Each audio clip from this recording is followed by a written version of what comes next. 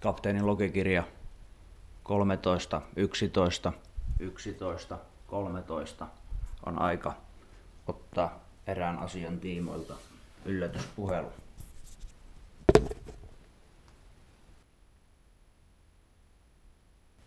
Ja siitä lähtee.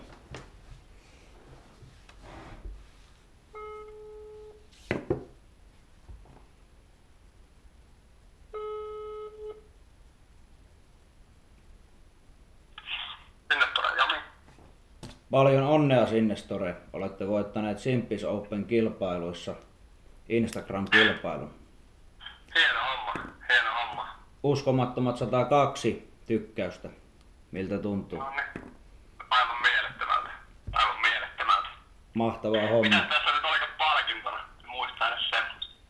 Yhdelle hengelle majoitus ja hissilippu kyseiseen No niin. tapahtumaan. Kova homma, kova homma. Mitä epäilette, te olette sponsorina tapahtumassa, niin teille saattaa muutenkin löytyä majoitusta ja hissilippua sieltä.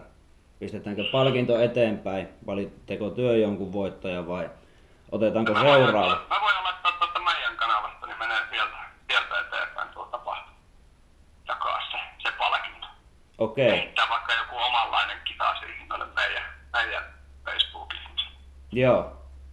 Ihan Mitäs tämmönen kuulostaisi? miten herrat haluavat, se on teidän palkinto, tehkää mitä tykkäätte. Tehdäänpä näin, tehdäänpä näin. Me voitaisiin jo jakaa se kehittää siitä joku tommonen sama kampanja ja omaa hommaa. Okei, hyvä. No niin. Mitenkä lumilautakilpailu on ulkoilmatapahtuma ja tekin myytte ulkoiluvaatteita. Oletteko käynyt retkellä? No ei oo puolet ihan hetkeä tullut retkeiltä. Okei, tästä retkestä voitaisiin virittää ehkä mahdollisesti seuraavaa kilpailua. Minkälainen? Se selviää ehkä kapteenin seuraavassa jaksossa.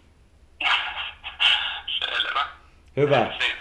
Tehkää mitä tykkäätte palkinnolle, onneksi olkoon. Palataan asiaan. Kiitoksia. No niin, Moi. yes. Moro. Ja näin.